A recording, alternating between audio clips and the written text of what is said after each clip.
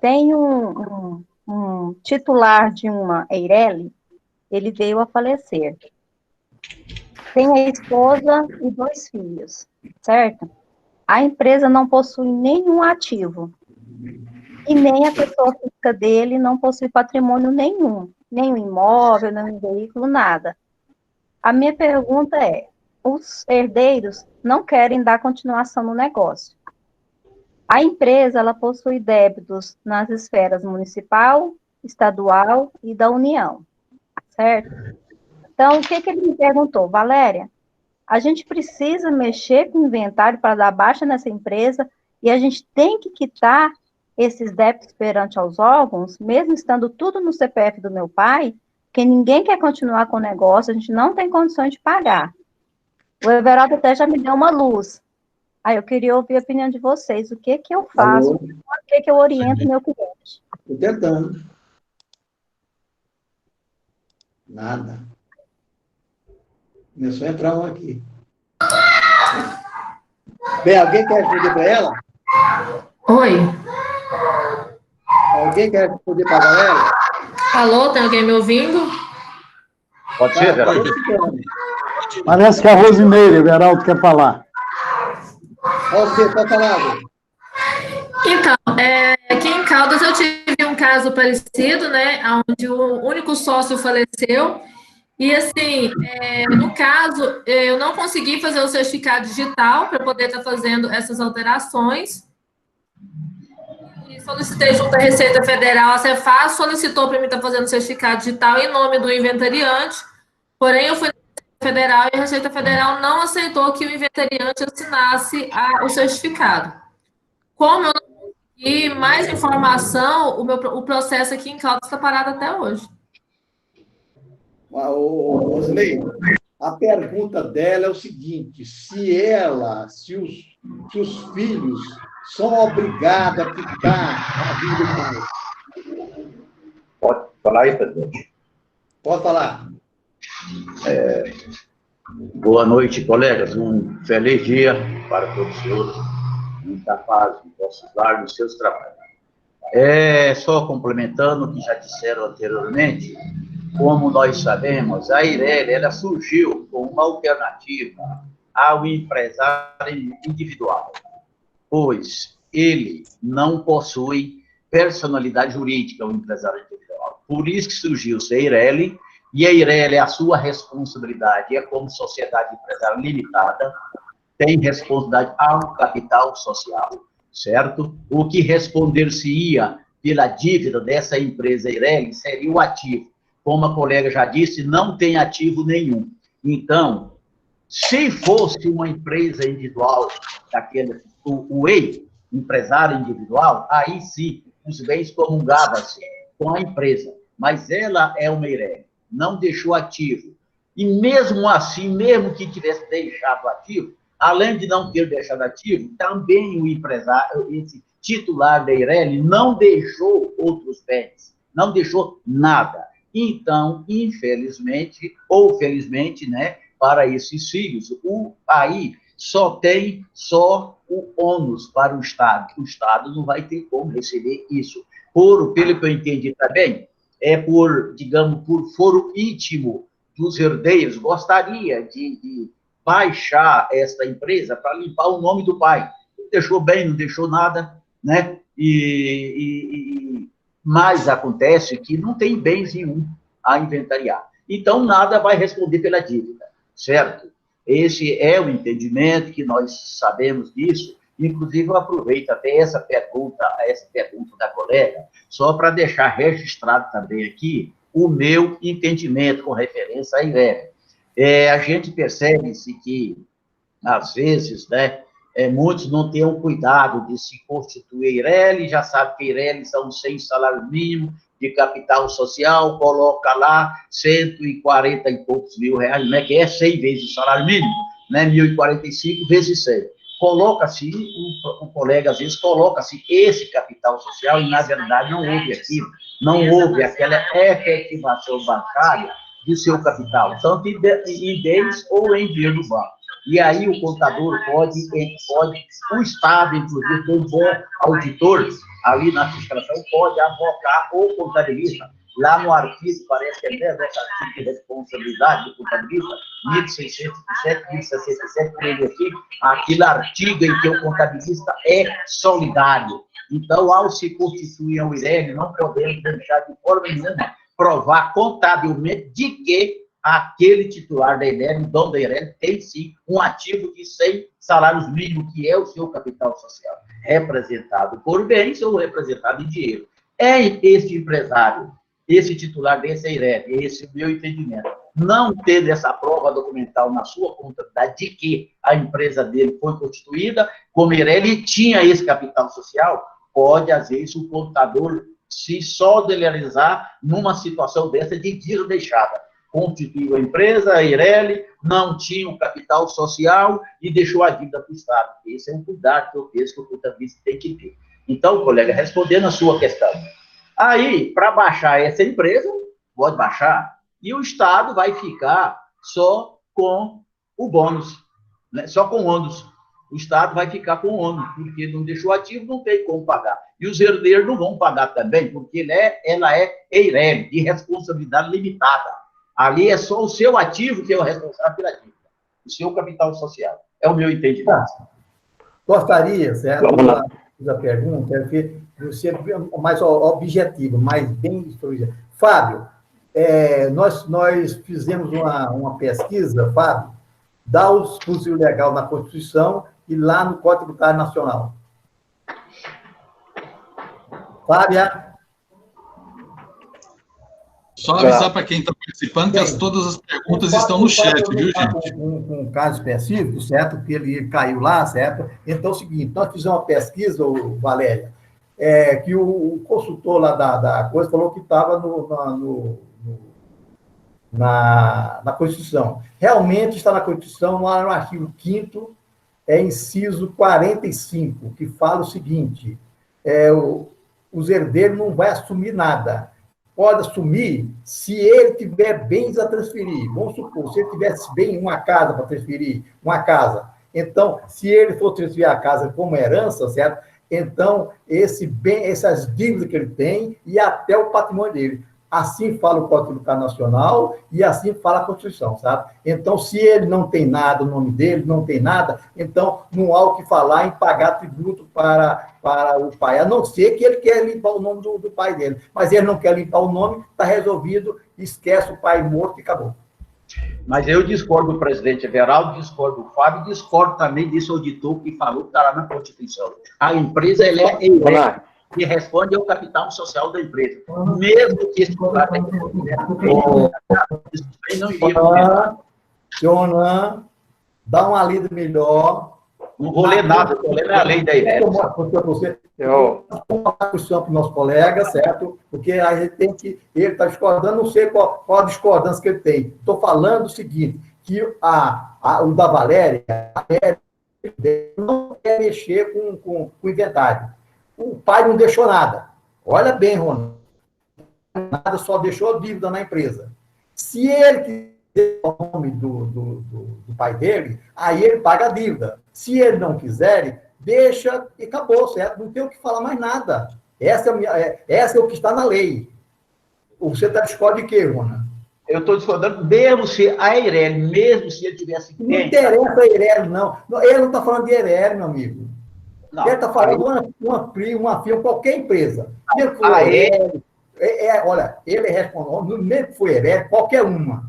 Então, o herdeiro, ele vai assumir a dívida se o pai dele, os herdeiros, deixou o patrimônio. Se o pai deixou o patrimônio, a dívida vai até o patrimônio do pai. Pronto.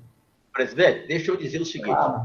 Nesse caso, nós estamos falando da EIRELI. A EIRELI, o que responde é o capital social dela, presidente. Ponto. Nós vamos aqui, objetivamente, na pergunta da colega. A empresa é EIRELI. Ela não está falando de outra categoria empresarial. A EIRELI não tem bem, não se paga. Mesmo se o titular da empresa EIRELI estivesse lá, tivesse outros bem na sua pessoa física dele, não responderia pela dívida. A dívida responde o ativo da empresa. A EIRELI é o ativo dela. Não estou discutindo isso. Aí, quando os herdeiros iam assumir a Eireli, o patrimônio dele, certo? For maior do que os 100 mil, ele vai responder só até os 100 mil dela, pronto, os 100 salários mínimos, pronto. Mas acontece... Posso comentar?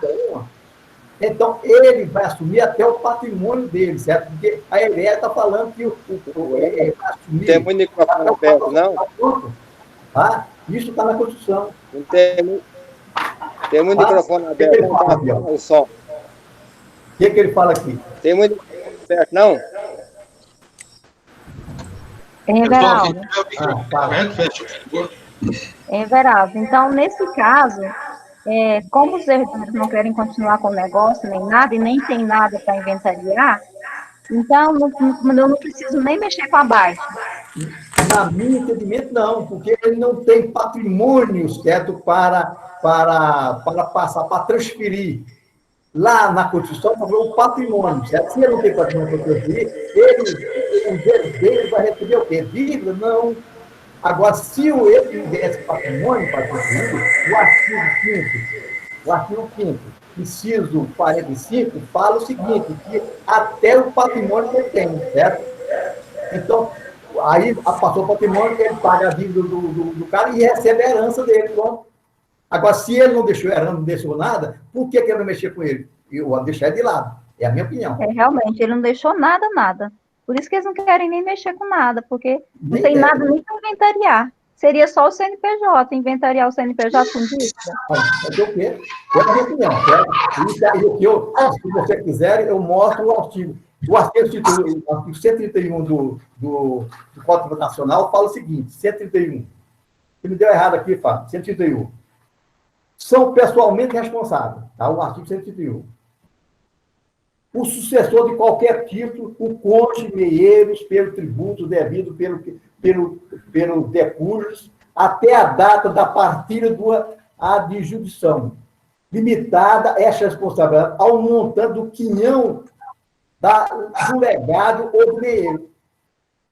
A Constituição é diferente, certo? Então, é o quinhão do legado. Se ele não tem nada para transferir, se ele tivesse alguma coisa para transferir, e ele quisesse, os herdeiros quisessem passar para o nome dele, tudo bem. Aí, para ele transferir, ele tinha que ir a vida dele, até o valor do patrimônio dele. Com licença. Posso falar? Olha. O que acontece? Assim, no meu entendimento, primeiramente, a Secretaria da Fazenda, ela me informou duas questões. Primeiro, tanto no município quanto no estado, a empresa, ela está alocada em um endereço. Nenhuma outra empresa vai poder assumir e entrar naquele endereço se a empresa não for baixada.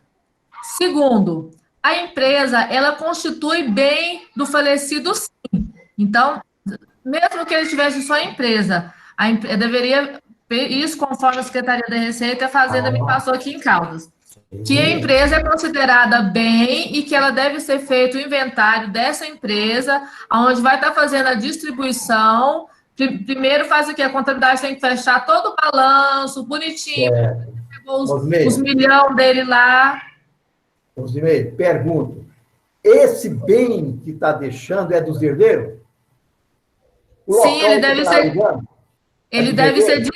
Esse bem, ele deve ser entrado em inventário, ele deve ser feito do balanço dele. Se é do inventário, se é dos herdeiros, ele deixou isso para eles, então ele vai, para ele alugar, o Estado está certinho. Para ele alugar, você tem que me pagar minha dívida até o valor do patrimônio que ele tem, certo? Fica subjugado. Então, até o que o Ronaldo está falando, seria o quê? Até o limite do capital social, do capital dele, que é de 100 salário mínimo, certo? Está certinho. Agora, se ele não deixou nada, esquece.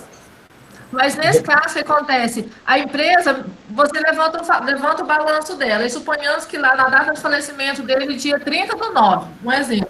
Naquela data, fechou o balanço até 30/9, o balanço deu R$5. Aqueles R$5, ele tem que ser feito um inventário, um inventariante. Para quê? Para que esse inventariante, essa pessoa que recebeu, tenha direito a poder estar fazendo a baixa da empresa. Sim, acontece que eu pergunto, ele deixou dívida? Ele deixou a empresa com dívida, com ônus, sem ônus, com dinheiro, a empresa é um bem. Olha bem, se ele deixou viva, o patrimônio dele está negativo, certo? Então ele deixou vivo para o Estado. O Estado está correto de cobrar porque ele tem patrimônio.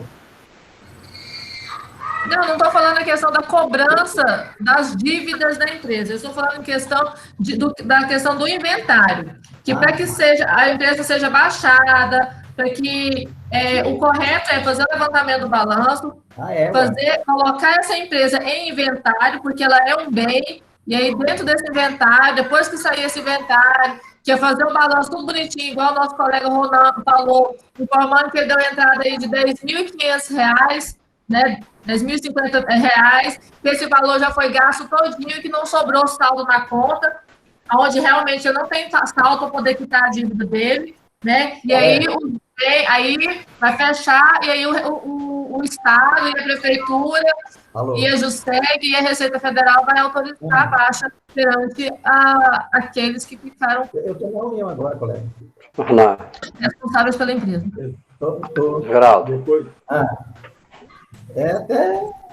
Até acabar a reunião. 9 horas. Antônio Eudes quer falar. Ninguém entrou, eu vou entrar. Maria, a Secretaria da Fazenda de Goiás ainda vai pedir o balanço na data do falecimento da pessoa para ver o patrimônio líquido dela que ela tem lá para fins de pagamento de TCD. Estou correto, seu Eudes? Você está me ouvindo aí, né? Não é isso, Eudes? Não vai levar o patrimônio, ver o PL da empresa, você vai ter que pagar o imposto sobre aquele valor que está no PL da empresa, entendeu? Isso que é o cuidado que tem que se ter. Você está certinha, você tem que entrar a empresa tem que entrar no inventário, o inventariante vai ser o responsável perante a Receita Federal da baixa dessa empresa, da baixa nas centrais, da baixa da prefeitura, porém o Estado ainda vai te cobrar o ITCD dessa empresa pelo patrimônio líquido que ela tem. Se você tiver a dúvida, o Eudes está aqui para me ajudar. O Eudes é perito. Otávio, Eudes, 2 minutinhos, Otávio. Vamos primeiro resolver o caso da Valéria. O caso da Valéria é um caso. O caso da Valéria é que a pessoa era comerciante. O Júnior está falando desse assunto, Everaldo. Ele mudou, o Júnior falou desse assunto. Ele não fugiu dele, não, hein? Não, é diferente. O Júnior emitiu a opinião dele a respeito desse assunto, da pergunta da Valéria. Verdade. Everaldo, você está perdido no assunto, Everaldo. Você está perdido. Não, vamos para falar, olha bem. O da Valéria é uma coisa. O cara não deixou nada, certo? Para que eu vou mexer com isso, gente? Gente, ele deixou a empresa. O cara deixou o patrimônio, gente. Geraldo, deixa eu falar uma coisa aqui. Você ainda pega o com 0 no caixa, com 100 no caixa, deixou a empresa. A empresa é patrimônio. Com R$0 no caixa, com R$100 no caixa, com 1 milhão no caixa, é um patrimônio. Eu não me interessa herdar a empresa falida, não, aí. Então tá escrito, dá uma lida, você, seu Otávio, dá uma lida no artigo 5º, inciso 45, está bem claro. E lá no Código Tributário Municipal, Código Tributário Estadual, Nacional, o artigo 131 está bem claro, gente. Eu não vou herdar, eu não quero herdar, eu não quero mexer com ela, não. Aí o homem morreu, quer limpar o nome dele, tudo bem. Mas agora, se ele deixou, no caso da Valéria, o local onde que ele deixou, que tinha o estabelecimento, é dos herdeiros que ficaram, gente. Eu não estou perdendo, não. O local é alugado. Precisa dar o local lá da empresa, pelo menos é alugado, não é patrimônio. A empresa não quer, quando vai fazer o inventário, por exemplo, que nem precisa ser inventário, os herdeiros, os sucessores podem ir lá no juiz e pedir só uma alvará. Valéria, eu sou obrigado a fazer inventário negativo, Valéria. Calma, aí isso eu estou falando. Meu pai não, Valéria. Não sou obrigado a isso não, meu amigo. E você falar que eu estou errado, Otávio, pelo amor de Deus. Eu não sou obrigado. Eu estou falando, não. É a Rosmarie que está falando, Everaldo. O quê? É a Rosmarie que está falando. Não, meu pai não. Como você fala uma coisa dessa, Otávio? Como é que você baixa o CPF da pessoa, Everaldo? Eu não estou participando. Como é que você baixa o CPF, Everaldo? Eu acho que você está muito retrógrado. O quê? Meu pai morreu, o CPF dele vai ser cancelado, é o problema dele, eu não vou herdar a dívida não, Fábio. Não cancela nunca, seu Everaldo. Não baixa, só baixa com a declaração final de espólio. Mas eu não quero fazer declaração de espólio, eu não quero nada, eu sou obrigado a fazer. Contabilidade, fala-se quando a primeiro conceito que a gente aprende de contabilidade que é o patrimônio, não é verdade? Não quer ser essa, Otávio? Não é patrimônio, não, seu Everaldo? Pelo amor de Deus. Pelo amor de Deus, você está com... Deixa eu falar aí, ó. Está convocado, Otávio. Muda. Já que a decisão do Everaldo é final, vamos mudar então para a próxima pauta aí. Fala aí, deixa eu falar um pouquinho, Veraldo. Deixa eu falar um pouquinho. Só falar Veraldo, deixa eu pôr meu ponto de vista aqui. A empresa... O Wagner. A empresa... Parece que tem um microfone aberto aí, tá ruim o som. Vê se tem um microfone aberto. Não, é o seguinte, deixa eu continuar aqui.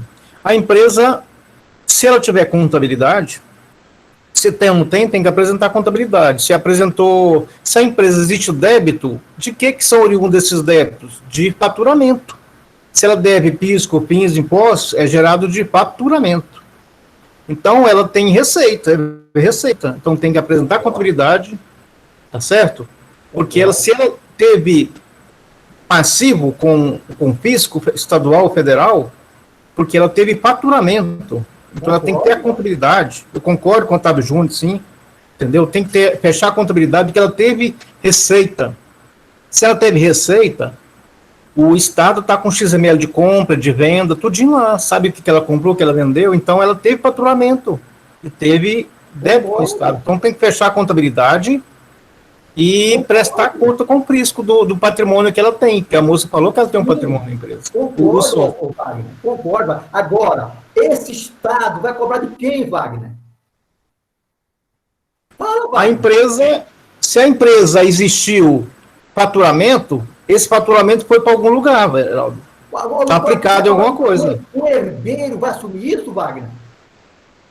Que é isso, Everaldo? A empresa tem que ser baixada mesmo ela tendo dívida, seu Everaldo. Ela baixa mesmo ela tendo dívida, vai ter que ser baixada. Não vai baixar não, meu amigo. O problema é dele lá. Tem que ser baixada mesmo a empresa tendo dívida. Gente, isso entra no Código Civil. Ele é empresário, ele é administrador. Se é comprovado perante a contabilidade que ele agiu de má fé, e ele vai ser processado por conta disso. Aí, nesse caso, o administrador entra...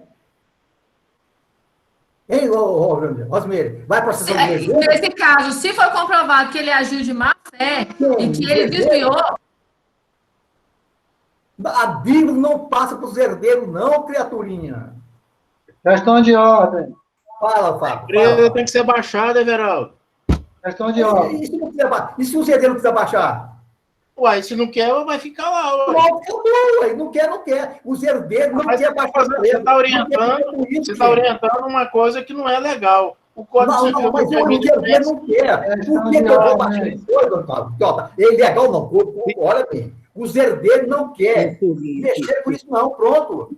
Ele é obrigado a fazer? Eu pergunto para o senhor, Otávio. Ele é obrigado a fazer, Otávio? Os herdeiros é obrigado a fazer, Otávio? Sim, pela lei com o Código Civil, sim.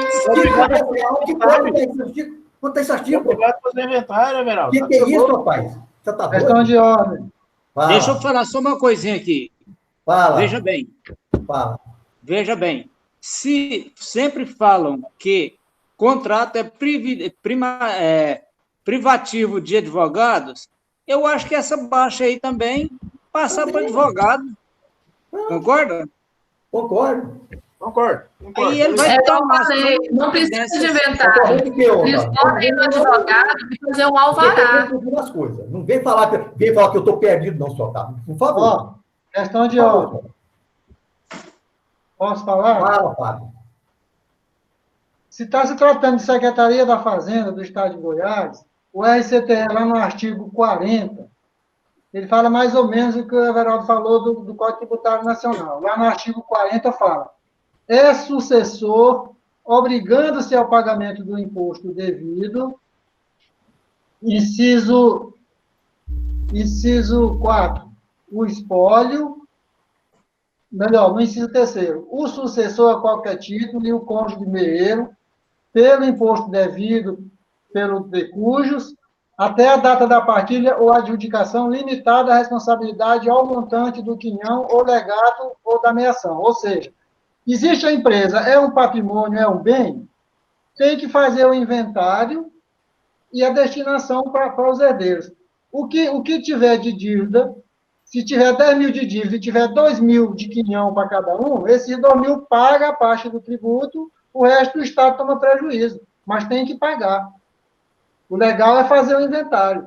Como o Otávio falou, está no Código Civil, tem que fazer o inventário, tem que fazer o inventário. Fábio, peraí. Veja no artigo 796 do Código de Processo Civil. Fala, o espólio responde pelas dívidas do falecido, mas feita a partilha, cada herdeiro responde por elas dentro das forças da herança e na proporção da parte que lhe couber. Concordo, processo civil, gente. Concordo, senhor Otávio, plenamente com o senhor. Eu estou perguntando, Otávio, esse pessoal, os filhos dele, ele não herdou nada, rapaz.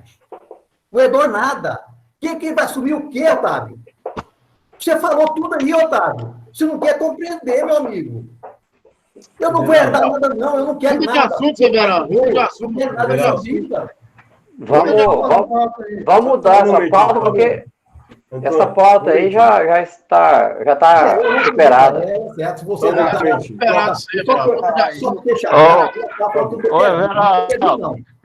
Pessoal, muito obrigada. Eu vou seguir mais assunto. Qualquer coisa, eu entro em contato com vocês. Muito obrigada.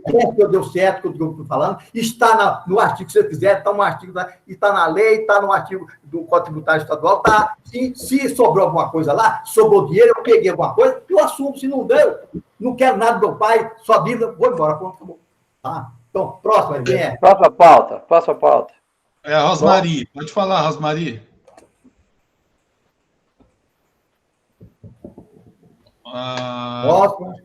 Acho que ela saiu, a Rosmari, mas acho que ela não está. Não, estou aqui. Ok. Estou pegando aqui. Fala, Rosmari.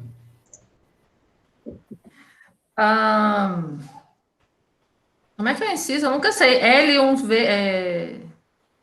No artigo 6º do RCTE, diz que as operações de saída interna de óleo de soja refinado, constante de cesta básica, quando adquirido direto ou indiretamente pelo governo do Estado, e desde que destinado a programa de distribuição de alimentos a famílias carentes, bem como serviço de transporte relativo a essa saída, é isento.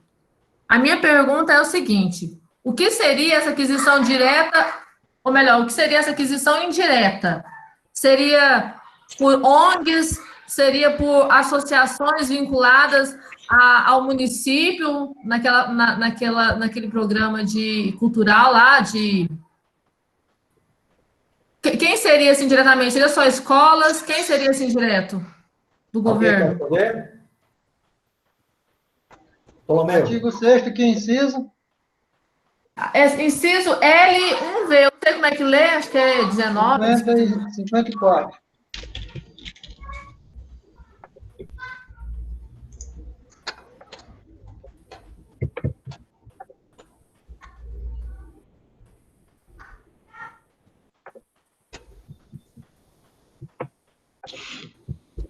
Vou abrir aqui.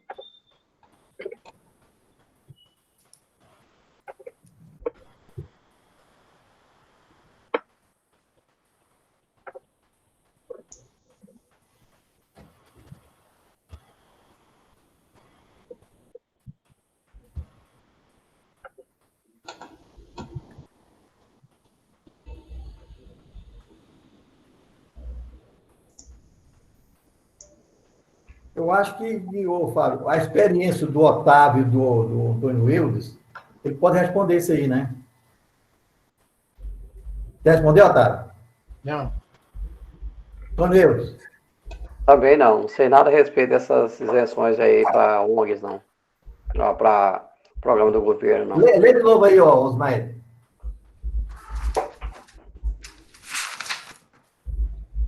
O inciso 54, artigo 6º do RCTE, diz que as operações de saída interna de mercadoria constante de cesta básica, quando adquirida... Para um pouquinho. Saída interna. Essa saída interna para dentro do Estado, né? Correto. Correto. Continua. Constante da cesta básica, quando adquirida direta ou indiretamente pelo governo do Estado e desde que destinado a programa de distribuição de alimentos a famílias carentes, bem como o serviço de transporte relativo a essa saída. No caso, a mercadoria é óleo de soja refinado e aqui fala que ele é isento de ICMS. A minha questão é quais seriam essas aquisições indiretas do governo? Quais seriam as empresas que indiretamente estão ligadas ao governo para poder, que poderia comprar essa mercadoria e receber isenção? Por exemplo, eu tenho... Volta na palavra direta e indireta lá. Guarda lá. O governo compra e distribui. Saída interna de mercadoria constante de cesta básica, quando adquirida direta ou indiretamente pelo governo do Estado e desde que destinado a programa de distribuição de alimentos. Senhor Geraldo.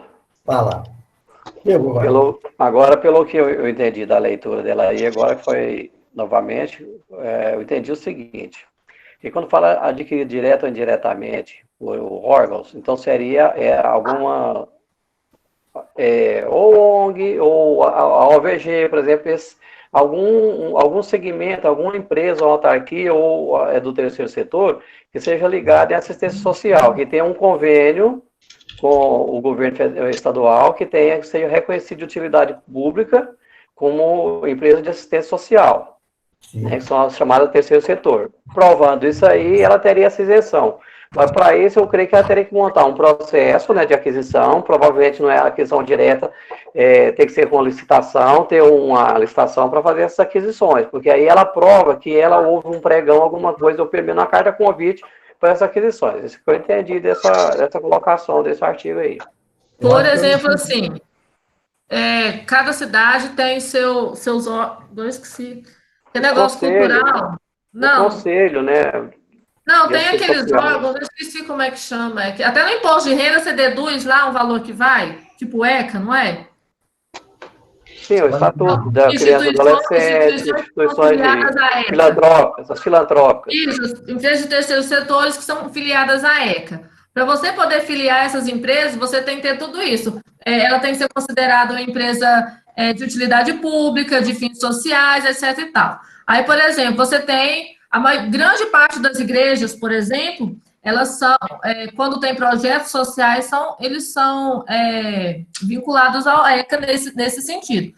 E nesse caso, esse tipo de entidade, ela não precisa fazer pregão ou alguma coisa, né? Então, por exemplo, se chega Natal, elas vão fazer cesta básica, ou, por exemplo, o mercado vai fazer doação de alimento. Ou, por exemplo, vai comprar lá no mercado esses alimentos. Eu falei do óleo de soja, mas existem outros alimentos dentro dessa relação de isenção desse sistema. A igreja, por exemplo, que é o meu exemplo aqui, ela pode estar adquirindo esses alimentos considerando o ICMS isento, visto que ela seria uma indireta do governo por ela estar vinculada ao ECA? Eu imagino o seguinte... Eu imagino o seguinte, que se o CNPJ é somente de igreja, ela não daria esse direito. Ela teria que ter um outro órgão ligado à igreja que lá no estatuto tivesse essa assistência social e comprovar através do cadastro municipal ou estadual, porque quando essas empresas do terceiro setor, todas elas têm um certificado de filantropia. Então, para isso, eu acho que teria que constar na nota fiscal que se tratava de filantropia, conforme o artigo tal, na hora de emitir a nota. Porque quando você vai emitir uma nota fiscal, tem um campo destinado ao fisco, lá que vai, inclusive, para o SPED fiscal, lá no bloco C110, né? O bloco C100, C110, que ele vai vincular com o C170, que é o item do produto, que é onde ele vai fazer essa vinculação, que esse produto ele está isento de ICMS de acordo com o artigo tal do STE. Primeiro, o Autonomeu. Questão de ordem. Não, o Autonomeu primeiro. Tem microfone ligado demais aí, fica por isso que está dando microfone. Apaga, quer ver que tem aí, está tudo ligado? É importante isso que o Antônio falou, agora precisa entender uma coisa. Se a operação está sendo feita de um comerciante com alguma instituição que é ligada ao Estado, tem que ter, se é um convênio ou alguma coisa, tem que ter a inscrição do convênio, tudo direitinho. As igrejas que existem aí, não tem isso, mesmo sendo filantrópico, elas não têm essa propriedade e esse direito de adquirir, não. Não tem. Deixa eu explicar. Nesse caso, essa igreja precisa, inclusive, esse assunto ele é mais particular. Então, por exemplo, eu sou da Igreja Adventista e nós temos um CNPJ de uma outra organização, que é no caso dos Aventureiros e Desbravadores, que ele é cadastrado como uma associação filantrópica de auxílio a jovens e crianças. Ela é cadastrada no município, toda organizada, ela recebe aquele percentual do imposto de renda. Então, assim, ela é vinculada à igreja, mas tem um CNPJ à parte, como... Não, o empresário não pode ser isento de ICM à venda, ele não pode aproveitar o crédito e nem tampouco vender como isento para essa empresa. Tem que pagar o tributo. Não tem nada a ver isso aí. Isso aí é para vendas para órgãos da instituição que estejam ligados ao Estado. Tem que estar ligado, tem que ser uma empresa ou uma fundação do Estado. Não vale para as outras instituições, não. Bem, o que está em discussão aí, artigo 6º, inciso 54, são isentas a saída interna de mercadoria constante da cesta básica, conforme definida no ato da Secretaria da Fazenda. Quando eu clico nesse ato da Secretaria da Fazenda, eu vou cair lá na instituição normativa 394 de 1999. Então, fala aqui, a saída interna de mercadoria constante da cesta básica, conforme definida em ato da Secretaria da Fazenda, que é a IN 394, quando adquirida direta ou indiretamente pelo governo estadual, onde é organização não governamental, então eu descarto onde. E o ato aqui do secretário da Fazenda, que é a instituição normativa 394, ela se reporta à Secretaria de Estado e à CONAB. Então, que o CONAB, que eu acho que é o órgão de aquisição indireta do governo. A não ser esses, eu entendo que não são, que não tem outros órgãos, não é entidade beneficente, não, é órgão do governo. O governo comprando direto ou indiretamente. Osmir, respondeu? Sim, então, no caso, esse indiretamente seriam instituições ligadas diretamente, como a Prefeitura, a Cefaz, a Juseg. Por exemplo, assim, se a Cefaz resolvesse fazer uma cesta básica para doar para famílias carentes, a Cefaz poderia comprar esse alimento com ICMS isento. Agora, como o dispositivo não está claro, eu sugiro que seja feita uma consulta por escrito ao Estado. Só para colocar um pouquinho de lenha na fogueira, eu vou pela objetividade. Se uma ONG, ela comprou a matéria, é cesta básica, e ela entregou de efetivo, eu acho que ela está isenta também. É a minha opinião, certo? ONG é organização não governamental. Mas então, ela comprou. Nada a ver com o governo. Cesta básica, certo? É a minha opinião. ONG é uma entidade privada. Essa aí eu vou... Está recolhido. Está ligado. Nem a prefeitura pode receber esse benefício se ela não tiver programa dentro do governo. Se ela não tiver lá um departamento cadastrado dentro da Secretaria do Governo, ela não pode usar esse benefício. Mas a prefeitura, no caso, ela não é uma... As prefeituras, você faz, a Juseg, ela não é indiretamente ligada ao governo estadual? Quando a gente fala ao governo, a gente está falando sobre o Estado. Não é? O benefício está fornecendo ao Estado, não a prefeitura. Tá bom. Respondido, Próxima. Infelizmente. Vamos estudar mais isso aí, viu? Peraí, aí no caso, nesse caso, complementando a pergunta, no caso, acho que o Fábio respondeu, ou não sei se... no caso da emissão de nota, quando fosse para emitir nota, bastaria emitir-se a nota, no caso de quem vendeu, ou deveria haver um processo, um outro tipo de processo para poder emitir essa nota, informando o ICMS isento, a inscrição estadual desse órgão, que seria, no caso, indiretamente ligado ao governo estadual. Tá. Geraldo quer falar? Geraldo? Não, mas é isso mesmo que o Fábio falou, porque essa isenção, por que essa isenção? É porque me parece que tem que até deduzir isso no valor da mercadoria, que o governo já está recebendo isso antecipadamente, por isso que tem a isenção, ok? Bom, próximo. Próxima pauta é da Silvia. Ela não está presente, mas deixou a pergunta para ser respondida.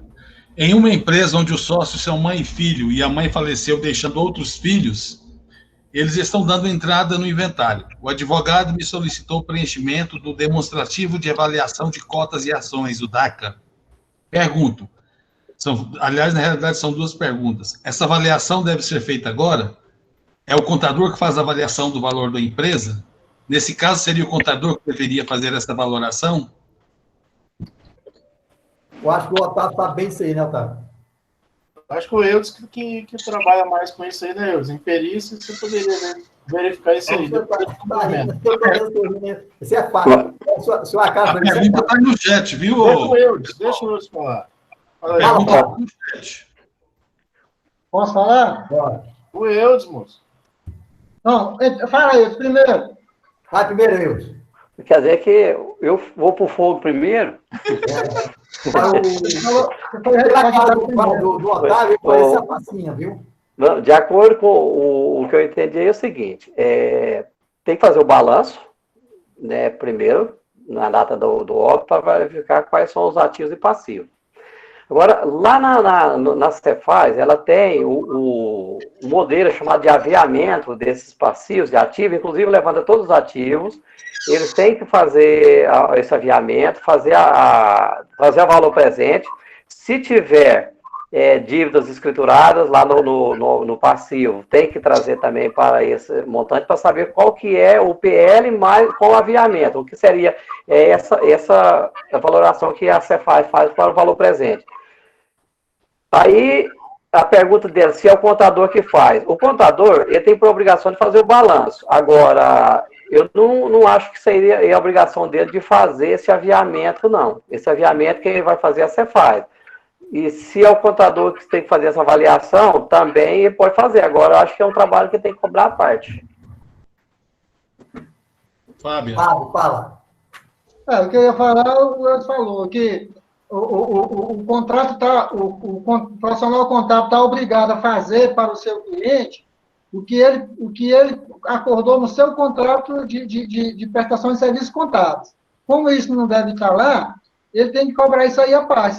Se ele é habilitado para fazer o serviço, ele tem que cobrar isso à parte. É um serviço extra. Deixa eu complementar agora. O que acontece? Isso que o Eudes falou. Aí existe o preenchimento de um demonstrativo do ITCD. E quem faz esse preenchimento é o advogado que vai requerer junto à Secretaria da Fazenda, tá? O histórico de tudo isso daí que tem que ser feito dessa pessoa aí, entendeu? Aí o que acontece? Levanta o patrimônio da empresa, o que tem de pessoa física e tudo. Isso aí é o advogado. Aí o que acontece? Leva-se até a Secretaria da Fazenda. A Secretaria da Fazenda é que vai fazer a avaliação e fazer a tributação. Posso falar aí, Geraldo? Só complementar aqui. Só complementar um pouquinho aqui. Você falou o seguinte: acontece que o advogado pediu para ela fazer, ó. Acontece que o advogado está fazendo isso exatamente para tirar o dele lá, por quê? Porque ele vai ganhar para fazer isso, porque o advogado ele vai fazer a petição. E na petição dele, ele tem que relacionar todos os bens da empresa, independentemente de avaliação. Quando a Cefaz faz a avaliação, aí ela traz aqui demonstrativo das cotas que é para cada herdeiro, porque quando ele pediu a avaliação de cotas aí, não é cotas da empresa, a cota do quinhão vai tocar para cada um, que é exatamente o demonstrativo de TCD. Lá tem aquela relação aqui de documentos que vai ser feito, e hoje está sendo protocolado tudo via e-mail. E o advogado, isso aí é a obrigação dele. Por isso que eu falo que a pessoa está fazendo, não é obrigação do contador, dessa avaliação, porque também depois que a Cefaz pegar o balanço, é que ela vai fazer o aviamento da receita de todos os valores, do que ela tem que cobrar, ela atualizar esse balanço ao valor presente, mais a avaliação do patrimônio que o auditor vai fazer. A maioria das vezes ele faz em loco, né, para ele poder valorar cada bem desse ativo, para depois ele distribuir o que seria o imposto devido para cada um dos herdeiros. Ronan, eu quero aqui pegar aqui um gancho, né? O meu filho, Renan, passou por isso agora recente. Aí todo dia pergunta do grupo de estudo, eu transmiti para ele. Porque ele mandou aqui para mim uma matéria longa, roteiro para a avaliação de cotas ou ações da empresa com escrita contábil para efeito de cobrança de TCD. Eu não vou tomar o tempo, que é longa a matéria, o Renan fez isso agora recente. Eu só vou no final que diz aqui, o 3.1 de uma sequência de aqui grande. O contribuinte, após chegar ao valor do patrimônio líquido ajustado, PLA, que deve dividir esse valor pelo número de cotas ou ações e, em seguida, multiplicar pela quantidade de cotas ou ações adquirida, por herança ou doação. Assim é obtido o valor da base de cálculo para o TCD. Segundo o Renan, que é meu filho, que é bom, isso é feito, é simples no contador. O Renan que é feito e foi um contador que estava aí numa empresa aí, que não era amiga dele, e com essa dificuldade pediu o contador, veio parar na mão dele, ele fez tudo isso. O roteiro é longo, aqui tem que apurar todo o balanço patrimonial do BPA, assinado pelo sócio, pelo contador, responsável por tal. É longa a matéria. Pode pegar meu telefone lá no sindicato, e o meu filho, Renan, que fez isso aqui agora. Eu vou mandar. É feita pelo contador. Ô, Ronan. Cobrando serviço honorário, né, Ronan? E tem que cobrar o honorário bem cobrado isso aqui, e é cobrado bem cobrado. Meu, fala. É o que o Eudes falou aí, ó. Isso aí é feito aqui, inclusive tá aqui, ó. Balanço patrimonial, tem caixão ativo, é muita coisa aqui, é longo. Tem um roteiro assim, seguinte aqui, ó. Eu lembro do Renan quebrando a cabeça com essa história. Pode ligar para mim que eu... Para ele, meu perito e assistente de perito. Eu já fui perito e assistente de perito. O que ocorre nisso? Nossa escrituração tem fé. Pronto, acabou. O que nós escrituramos é que vale. Isso é o balanço que vai. Se o advogado ou o Estado não estiver concordando, porque tem valores que expressivamente está registrado, não teve correção, não teve... Ele pode fazer isso para a realidade, como disse o Eudes. O que ocorre? O contador, que fez o balanço, ele pode ser assistente do perito que vai analisar. Inclusive, pode fazer um contraponto com o perito. No meu caso, era o INSS e eu era assistente de perito. O juiz acatou o meu laudo e não o laudo do fiscal do INSS. Então, isso é muito importante saber dessas coisas. Então, o balanço tem fé pública, o contador tem fé pública. O que ele escriturou está escriturado.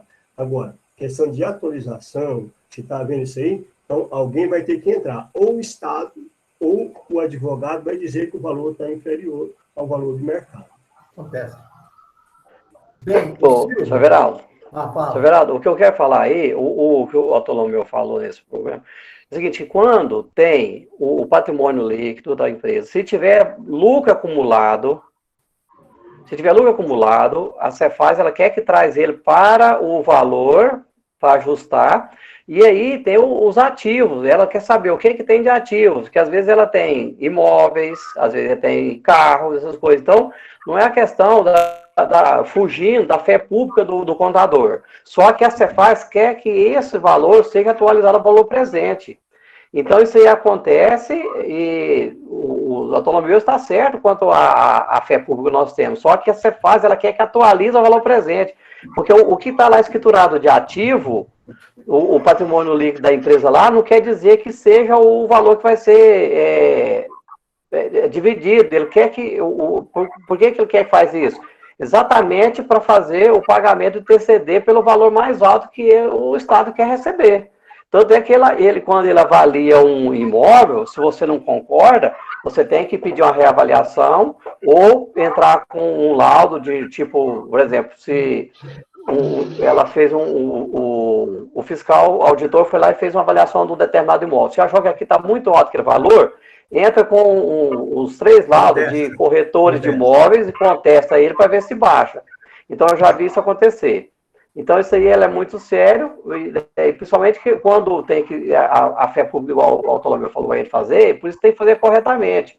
É o caso de quando, só abrindo um pequeno espaço daquela primeira discussão, que o Ronan falou, que a pessoa tinha registrado no capital social, e se ela tinha débito, então ela deve ter dilapidado esse patrimônio, se é que foi feito corretamente na integração. E se não foi, é um balanço que poderia ser fácil exigir. Pô, se não tem um capital social está registrado, não tem uma escrita fiscal, pelo menos o capital que foi registrado no balanço, ela é um patrimônio, né? Então, era essa a minha opinião. E outra coisa, vai ver a vida dos herdeiros todinho, porque se os herdeiros têm alguma coisa, então o Estado ele tem que se precaver, não pode também decidir, não, deixa isso para lá, não é bem assim, não. É preciso ter a coisa certinha, escriturada, e demonstrar, como todos os colegas falaram, Everaldo. Não, não quer nem olhar isso, tudo bem, não olha. Agora, o Estado pode tomar a decisão e querer saber. Isso aí eles têm que estar conscientes disso, o contador tem que dizer. E ela, como contador, ela tem que ser clara e dizer isso para ele. A coisa tem que ser feita como deve ser feita. Como manda. Tipo herdeiro. Ana, então eu vou responder para a Silva para mandar ligar para você, tá? Ok. Beleza. O que mais, pessoal? Carlos Pereira. Carlos. Já está tentando abrir o som dele lá. Posso fazer uma pergunta em relação ao assunto anterior? Espera um pouquinho, Silvio. Cuidado. Não, espera o cara fazer depois, eu sei que você é brava, né? Agora, não, é simplesinha, porque senão perde o gancho. Espera aí, o Carlos.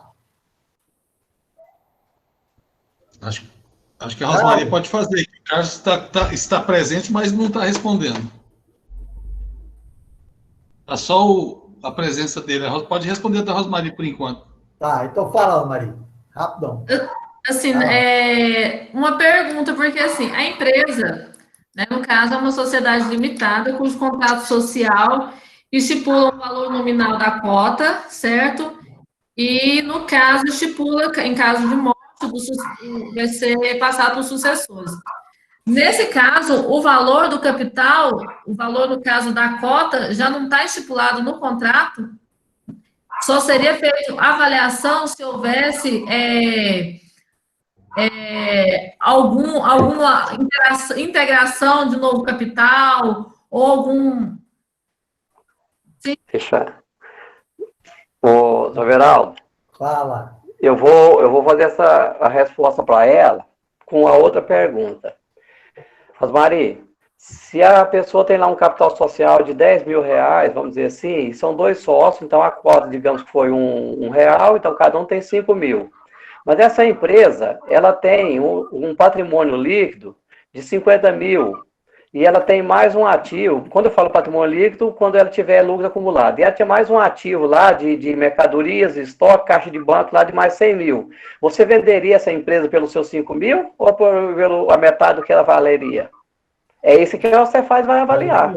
Não, eu entendi essa questão, que no caso a Cefaz, para o ITCD, ela vai avaliar o patrimônio. Mas a minha pergunta é em relação à avaliação das cotas, né? Essas cotas que fala, não é a cota de capital, não, é a cota de distribuição da herança, é cota da herança que fala aí. No caso, é cotas da herança, não é cotas de capital, é cotas da herança, o quinhão, né? Que sobrou. Porque, igual, por exemplo, no caso que a gente estava falando do empresário, lá o primeiro caso, onde o empresário faleceu, né? Ele faleceu. Nesse caso também seria o caso, teria que fazer uma avaliação desse quinhão no sentido geral da empresa, além do caso do capital dele, que seria os 100 salários mínimos. Pois é, quando foi feita a abertura dessa empresa, o contador que fez a abertura da empresa, quando eu falo contador, porque quem abre não é um empresário, é o contador. Se ele agiu corretamente, ele integralizou os 100 salários mínimos e ele, então, tinha que ter depositado isso em banco. Ele não ficou com o dinheiro na gaveta de caixa, né? Agora, se ele tem dívida no Estado, na Prefeitura e na União, de que são essas dívidas? De receitas? Se teve receita, ele dilapidou esse patrimônio. De que forma que dilapidou isso? No mínimo, ele gastou, não foi esse capital social, se ele aplicou ele lá. Agora, se ele dilapidou o patrimônio, esse patrimônio ele foi ou gastou com bens, ou então gastou gastou na farra, vamos dizer assim, só brincadeira, né? Mas ele teve, se ele tem dívida, é porque tem faturamento. A Cefaz pode exigir tudo isso aí. Fala assim, mas peraí, de onde advém esse faturamento, essas dívidas? Né? Não, a Cefaz, a União e o município. Se tem dívidas, é porque houve uma receita. Se não foi feita a contabilidade, no mínimo que a Cefaz vai pedir é a liquidação das cotas de capital de acordo com o capital social. A não ser que tivesse tudo negativo e tivesse passivo. Se esse passivo está contabilizado, e se esse passivo foi contabilizado que tem lá, aí sim, se gastou-se o capital, tomou-se um prejuízo, pegou um fogo no estoque, aí é justificado. Do contrário, não justifica ter dívidas e não ter receita nenhuma, o patrimônio zero, capital zero. É isso que a Cefaz vai levar em consideração. O fato dos herdeiros não fazerem a finalização do inventário para liquidar o CPF, vai também travar o imóvel que era alugado. Isso tudo tem que ser levado em consideração. Então, aquela informação que o senhor Everaldo falou, ela, assim, é um paliativo, no meu ponto de vista, da pessoa falar assim, ó, larga para lá, baixou as portas, vamos largar o nome do CPF do meu pai lá do jeito que quiser. Mas tudo que ficou pendente, sem fazer, o dia que precisar, tem que fazer no dia que precisar, tem que fazer esse inventário para zerar, ou fechar a empresa, ou mesmo que faça o inventário zerado, mas tem que constar que tinha uma empresa com dívida, constar as dívidas, que aí, assim, constou que tem todas essas dívidas, que não tem nada, tá zero, aí, bom, aí entra a avaliação do Everaldo fez. Só herda até o limite do quinhão. Se o quinhão dele for negativo, ele vai herdar nada, é zero. Mas pelo menos tem que fazer o inventário para zerar esse CNPJ para baixar essa empresa lá. E aí o inventariante tem poderes, lá no inventário vai ter que colocar que o inventariante tem o poder de baixar a empresa perante os órgãos estadual, federal e municipal. Exatamente. O imóvel estava alugado, Geraldo. Se o imóvel estava alugado, o dono do imóvel pode pedir o desbloqueio. Ele não pode bloquear. Pode. Não. O dono do imóvel que estava alugando, ele tem o direito de pedir o desbloqueio, porque ele também teve prejuízo. Ele pode liberar, sim. Fazendo declaração que a empresa está em local ignorado e não sabido. Pronto. Só isso. Agora, os herdeiros, não vou mexer isso, não adianta mexer. Deixa esse negócio para lá. Sozinho com o senhor Otávio e com o seu Antônio Wilson, porque não adianta que nós vamos discutir o resto da vida, certo? Não, assim, a minha pergunta era só para me entender.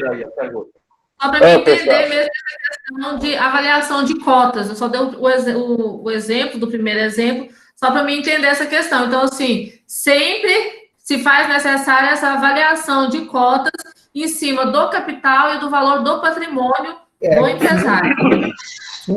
Sim. Porque não é só o capital, não. Você leva o patrimônio, tá? Tem que pegar em consideração o patrimônio. Certo. O Carlos. Oi, fala. Tudo bem? Você está aparecendo aí? Oi. Tá, beleza? Beleza. Pode falar. Então tá bom. Valeu. Pessoal, boa noite a todos, né? parabenizar vocês pela data, um ano abençoado para todos nós, e que nós possamos ser prósperos e frutíferos na nossa profissão, né? Agora é o seguinte, o que eu queria falar para vocês, sexta-feira passada, eu estive lá com o secretário de Finanças lá do senador Canedo, Marcos, e ele assinou uma portaria autorizando as empresas, no caso da entrada na inscrição municipal, sem ter o alvará. Porque lá no senador Canedo, as empresas tinham que esperar sair o alvará para depois sair a inscrição municipal. E teve casos de empresas que não enquadrou no Simples Nacional porque passou o prazo. Né? Eu estive lá, conversei com ele, conversei com o fiscal Farley também, já passei essa notícia para o Otávio não, para o Fábio está sabendo. Então, saiu uma portaria com data do dia 18 de setembro, certo? E que agora as empresas podem dar entrada lá na prefeitura, que já vai sair a inscrição para justamente enquadrar no Simples Nacional, que é o que não estava acontecendo. Então, quer dizer, só vai precisar de uma oficial e o uso do solo. E os documentos normais, documento do sócio, né, o CNPJ, o contrato, não vai se exigir o bombeiro e nem também o alvará, né, porque estava nesse impasse. Aí eu estive lá, conversei, já tem a portaria, o Fábio já sabe, já coloca aí para a classe, né, porque tem muita gente com esse prejuízo lá, certo? Nós temos que agradecer ao seu, o Carlos Pereira. O próximo.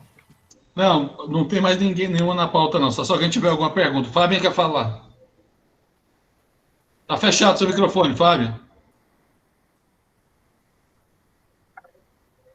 Bem, colegas, como hoje é o dia nosso dia do contador, eu gostaria de usando as palavras do nobre contador, mestre em contabilidade, professor de muitas datas, e conselheiro do CRC, José Gilmar Carvalho de Brito, que fez uma matéria uma homenagem muito boa a nós, contadores. Eu gostaria, se vocês me permitissem, de fazer a leitura desse artigo.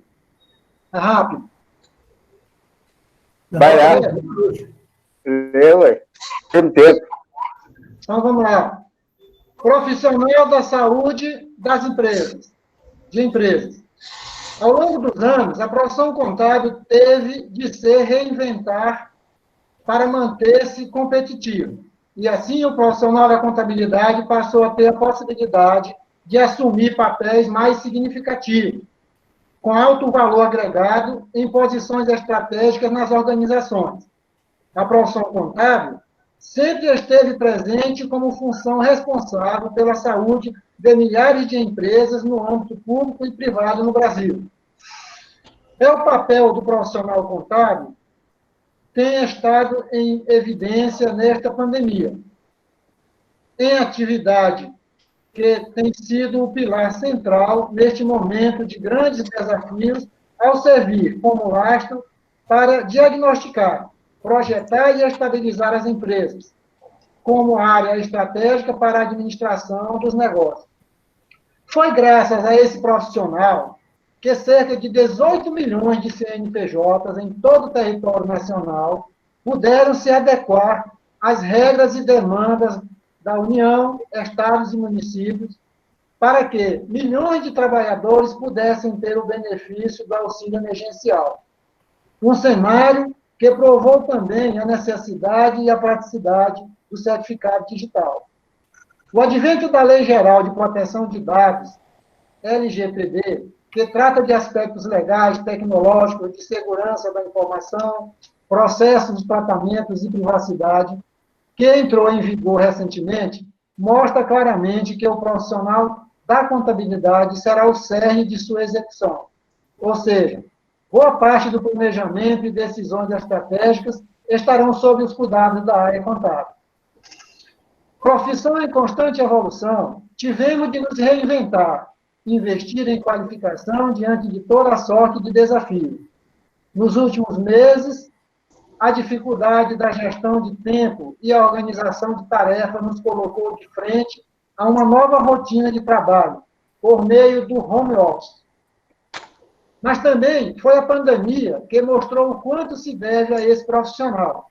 que se tornou vital a milhares de empresas. Um profissional que segue em alta demanda a se levar em conta os números de Conselho Federal de Contabilidade, que revelam um exército de 516.490 profissionais de contabilidade registrados, sendo 13.052 em Goiás.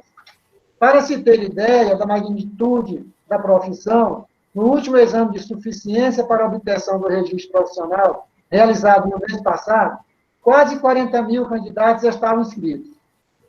É de olho no futuro da profissão que, neste 22 de setembro, celebramos mais um dia do profissional contábil. Obrigado. Aqui é escrito pelo Dr. José Gilmar Carvalho de Brito, professor, contador, mestre em contabilidade, conselheiro do CRC e diretor do SESCOM. Bem, pessoal, tem mais alguma pergunta? Alguém quer falar alguma coisa? Eu. Não temos nada. Eu. Fala. Aparece aí, eu quero ver você aí agora. Parece? Não, eu tô descabelada. Tô descabeladinha. Fala logo. Fala, A Secretaria da Fazenda ela está fazendo autuação das empresas pela divergência na classificação fiscal dos NCMs emitidos na nota fiscal. Ela está pegando a nota fiscal, XML, e consultando lá NCM produto por produto para saber se está classificado no NCM corretamente o imposto, a base de cálculo do ICMS e tal coisa. Aqui em Caldas Novas eu já tive 3 empresas que eu estou arrumando em relação a isso. Dentro daquilo que o Fábio falou aí, que foi falado atrás de que a nossa profissão, ela é estrategista, né? Trabalha nessa parte de estrategista e tal. Eu gostaria de saber, de perguntar aos nossos colegas, o que nós podemos fazer para poder estar auxiliando o empresário nessa situação. Eu estou falando do cenário de Caldas Novas, onde 98% das empresas, 90% das empresas, ela não tem a sua classificação fiscal interna dos produtos classificada de forma correta. Certo? Você pega aí uma empresa que o programa, né, de nota fiscal lá, ele vai lá, insere esse programa lá. Eu tenho vários clientes aqui que às vezes emite, por exemplo, eu tenho loja de roupa aqui, onde o cara foi lá, instalou o programa e colocou o NCM de água mineral. Né? Então, assim, as empresas de programa aqui em Caldas, a maioria delas não tem essa preocupação, né, em questão a isso. O NCM, a classificação de NCM é uma classificação gerencial, ela não é obrigação do contador. A obrigação do contador é pegar, depois que a empresa fez a classificação de produto, do NCM do produto, e lá fazer a classificação fiscal, correto?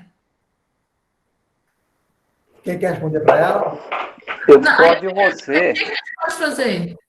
Eu discordo de você na questão de ser gerencial.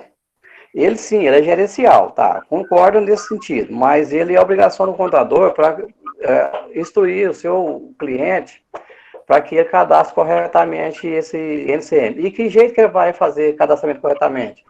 Comprando um programa e capturando o XML dele para poder isso ficar correto. Porque dificilmente o distribuidor ou o industrial, ele classifica um produto com o NCM errado. O que acontece? Eu vejo demais aí dos grupos nossos, aí os colegas assim, qual é um programa free que tem para emissão de notas? Qual é o programa gratuito? Aí sai o pessoal fazendo leilão de programa. Quando o cliente me pergunta, eu falo assim, eu tenho programa gratuito? Eu falei, tem, mas eu não indico. Por isso. Você tem a obrigação de pegar seu XML, colocar o seu certificado digital lá na sua empresa, cadastrar ele para ele capturar esse XML, porque é a obrigação de quem você comprou a mercadoria, o seu fornecedor, te encaminhar o seu XML via e-mail, isso está dentro da legislação. Você tem que guardar esse arquivo seu por 5 anos, quanto você recebe e quanto que você vende. Porque quem te vendeu também tem essa obrigação de guardar, porque o fisco pode pedir a qualquer momento. Então, se você pega essa primeira nota, as primeiras notas me mandam, fala assim, ó, o seu NCM está correto aqui, o seu CST você vai cadastrar, é esse. Quando ele tem os primeiros, vou na empresa e digo para ele, se eu não posso ir, um funcionário, ou por telefone, a gente classifica primeiro as primeiras notas para ele, e fala, você tem que seguir esse padrão de lançamento aqui. Inclusive as alterações, aquelas informações que vai no fisco. Eu tenho visto muitos programas, ele vem lá na nota fiscal, está lá embaixo, lá naquele espaço reservado ao fisco, mas quando você vai lá no SPED fiscal, ele está dentro da informação para o contribuinte, e aí é onde você está pecando, porque às vezes o programador não teve aquele cuidado de colocar aquele tag, eles falam tag e aquelas informações do arquivo dentro do campo corretamente, que quando você abre o seu programa de escrituração de nota, ele tem lá onde você vai classificar as informações do contribuinte.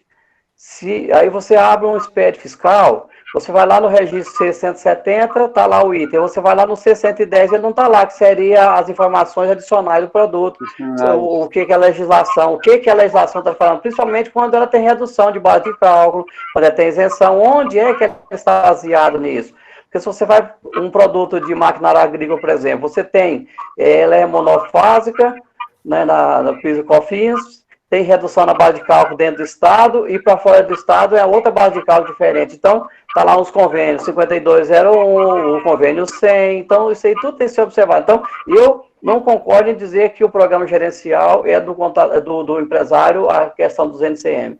Ela é mais do contador do que do empresário, porque o empresário, ele não sabe o que ele tem que classificar em legislação. Quem sabe disso, quem é o profissional que habilitado para essas informações é o contador. Por isso é que nós não podemos fazer contabilidade por R$300, por R$200 por mês para cada empresa. Alguém mais quer falar? O Fábio, você está mutado, Fábio. Voltando. Quando eu falei classificação do NCM, eu falei, assim, por exemplo, você pega até, eu fiz um curso agora esse mês, eu até dei um exemplo assim, você pega, por exemplo assim, você vai pegar um parafuso, aí você vai classificar ele lá no NCM dele. Você vai colocar o que naquele parafuso? Você tem parafuso que faz parte de avião, ele é uma tributação, você tem parafuso que faz parte de máquina agrícola, ele é um tipo, você tem parafuso de chumbo, ele é um NCM, você tem parafuso de tantos milímetros, ele é outro NCM. Quando eu falei da classificação de NCM, eu não estou falando da classificação tributária, que é onde você vai pegar o NCM e informar, não, por esse NCM eu tenho tal alíquota de CMS, tal alíquota de PIS, é monofásico, não é o sujeito. Então, assim, eu falei da questão de classificar o produto. Eu já trabalhei no interno, na parte fiscal de supermercado, e essa parte de fazer a classificação do produto, ela é a parte do fiscal da empresa. Quando a empresa, por exemplo, a maioria dos supermercados tem o seu fiscal interno, quando o produto chega, tem que ir lá, passar a maquininha no código de barra e poder fazer o cadastro dentro do sistema. Então, eu falo dessa classificação lá no sistema dele. Depois que ele faz essa classificação, é que a gente vai pegar, ele vai tirar a relação dos produtos dele com o NCM bonitinho que eu colocou lá, e a gente vai fazer a classificação fiscal, que é essa informação de tributária. Alguém está me ouvindo? Todos. Sim. Todos. Até porque está tudo parado aqui. Eu pensei que todo mundo te ouvindo, aí. Então, assim, eu não falei nessa questão tributária. Eu concordo plenamente que a parte tributária é responsabilidade nossa. Mas a parte de pegar o seu produto lá, eu tenho lá linguiça, ele vende linguiça lá, e eu tenho que falar o que é a linguiça dele, se é de miúdos de porco, se é de miúdos de galinha, de que é a linguiça dele. Então, assim, a responsabilidade... Quando ele comprou, na nota fiscal que ele comprou, tem que vir essa classificação do NCM. O que eu poderia fazer é confirmar se esse NCM está correto. Aí, para isso, você pega a tabela TIP, entrega para ele. Isso aqui é uma tabela que, quando vem para você esse produto, você tem que conferir se ele vem nesse NCM correto, o que é o seu produto. Aí, é uma obrigação sua, exatamente como eu falo, mesma coisa. Você vai lá, porque se você falar para ele que é uma tabela TIP, ele não sabe o que é. Quem sabe isso aí? Você é o contador. Por isso que você tem que ir lá e mostrar para o seu cliente, pega uma tabela, põe imprimir não, porque é complicado, porque ela é muito grande. Mas põe num pendrive para lá e fala assim, isso aqui é sua cartilha. Toda vez que você chegar um produto que você tiver dúvida, você confirma ele aqui. Agora, chegou, você vai no seu produto tá cadastrado. Se é o mesmo NCM, você já dá entrada no produto, você não precisa mudar nada. Por exemplo, assim, a gente pega, igual, tem um outro artigo, eu até ia falar dele, mas não falei porque não fica extenso. Tem um outro inciso da RCTE que fala de alguns produtos que têm base de cálculo reduzido para 7%, quando esse produto ele tiver a industrialização ocorrida em Goiás. Então, por exemplo, assim, eu chego lá no supermercado, eu chego lá 5 farinhas. Dessas 5 farinhas, 2 farinhas foram produzidas no estado de Goiás e 3 farinhas foram produzidas fora do estado de Goiás.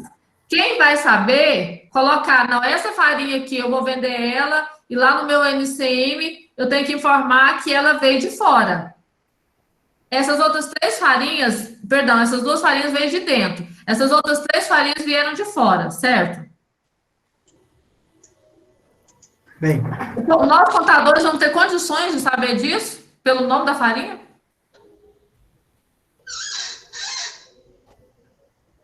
Eu acho que pela nota fiscal, né, de aquisição do produto. Tanto é que farinha, por exemplo, farinha de trigo, ela tem que pagar a entrada antecipada, né? Farinha de trigo, café, você paga antecipado ICMS na entrada do produto. Ou então você tem que fazer um TARI para pagar na saída. Fala, Fábio, quer falar? Bem, como o Eudes falou, quando você faz no contrato de prestação de serviço contábil, você colocou lá que vai prestar o serviço fazendo a contabilidade, a parte fiscal e pessoal, você tem que abranger todas as informações para o seu cliente. Aí, como ele falou, vem a questão do preço. Né? Um dia desse, um empresário me ligou aqui, reclamando de um contador que não tinha feito serviço para ele direito. Eu disse, vem cá, quanto é que você paga para o seu contador? Ele pagou quase R$235. Eu digo, então você fingiu que pagou para ele, ele fingiu que trabalhou para você.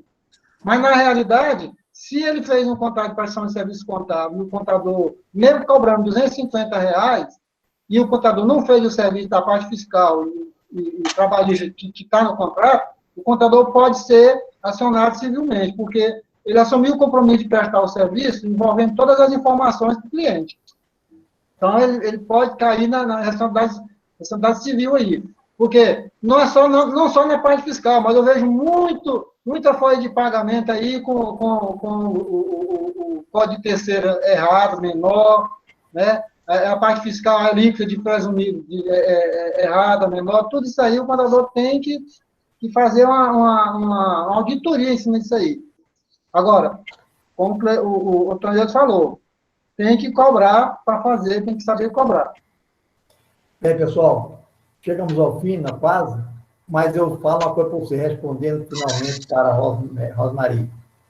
Olha, vai chegar num ponto, primeiro passo, um bom emissor fiscal. Se não tiver um bom emissor fiscal, a contabilidade começa quando ele começa a comprar. Ele comprou, já começou a propriedade. Então, e fazer o financeiro da empresa.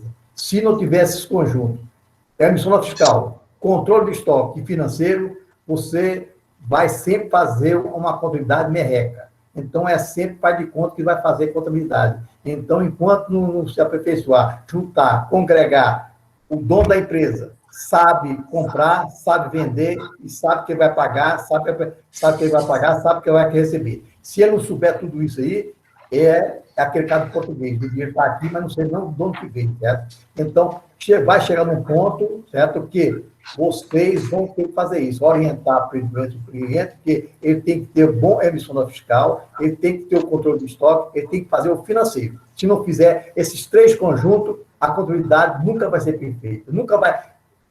A contabilidade que nós fizemos hoje é uma merreca de nada, certo? E outra coisa, o governo cada dia vai rochar o parafuso. O SCD e o SF veio para ficar mesmo. O SCD foi feito em 2007.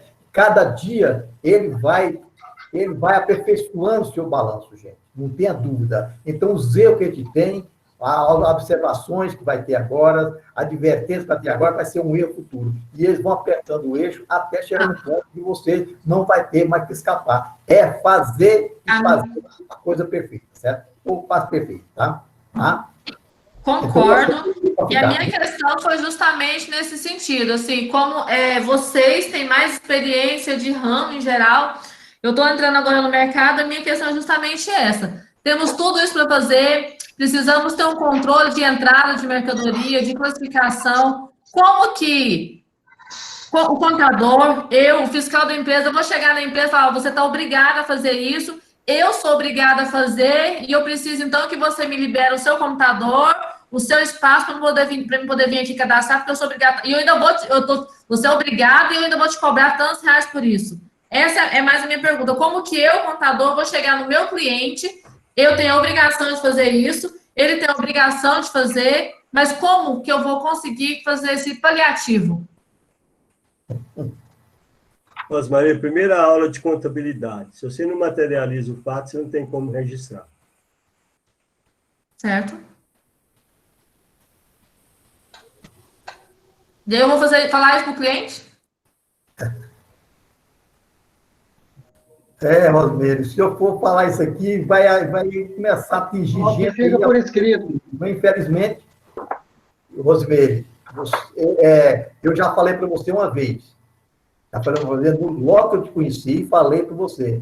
Você é o Everaldo antigamente, certo? Eu tinha esse ideal, você é bem mais novo que eu, quando eu comecei minha profissão, as minhas coisas seriam uma coisa quase perfeita.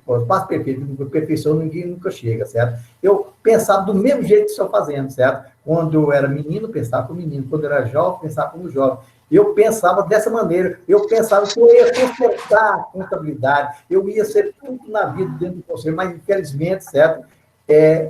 Deixar de lado, certo? E tem as forças ocultas por outro lado, é muito maior do que o nosso querer, dona Almeida. Mas continua tentando, certo? Quem sabe você vai conseguir, e eu já estou no resto da vida, certo? Eu não vou conseguir. Mas o que eu faço com você, você vai tentar, tenta, quem sabe você vai conseguir, tá? Não, tudo bem. A questão é que, assim, hoje a Cefaz está multando os clientes por conta disso. Tá não é simplesmente a questão de eu querer. A Cefaz está multando. E como que eu vou, como profissional, auxiliar o meu cliente a não receber mais multa? Fazendo o que eu falei para você. Um bom emissor fiscal, um bom controle de estoque e fazer o financeiro dentro da empresa. Se eles fizerem esses 3 itens lá, essa empresa vai ser autuada. Você notifica o cliente por escrito, e fala que esse é um serviço dele, você vai cobrar tanto. Passa para ele. Se ele não quiser fazer o serviço, você notificou ele que tem que ser feito o serviço. Entendi. Ótimo. Então, não tem mais nada, pessoal. Sobrou ainda 17, 16. Então, nós começamos com 30, está com 16 ainda, tá? Então, até a próxima semana. Até a próxima semana. Boa noite para você. Muito obrigado. Boa noite, obrigado. Geraldo. Fala. Agora, no finalzinho aqui, deixa eu te fazer uma pergunta. Amanhã tem reunião tem treinamento do nosso programa, e eu tinha questionado lá no grupo sobre a questão de se já tinha sido feita a explanação sobre fazer o lançamento de notas fiscais de serviço. E foi me solicitado entrar em contato com o senhor para estar verificando isso. Eu não consegui entender se é para entrar em contato com você para perguntar como isso funciona ou se para perguntar se pode. Rosmeire, eu cedo estou indo para a chácara já cedo. Você pode me ligar depois do almoço, que nós vamos entrar com você e nós vamos verificar qual seria a tua dúvida e nós vamos conversar para nós tirarmos as dúvidas de tudo, tá? Entendi. Tá ok, então. Pode ligar para mim, tá? Então tá bom.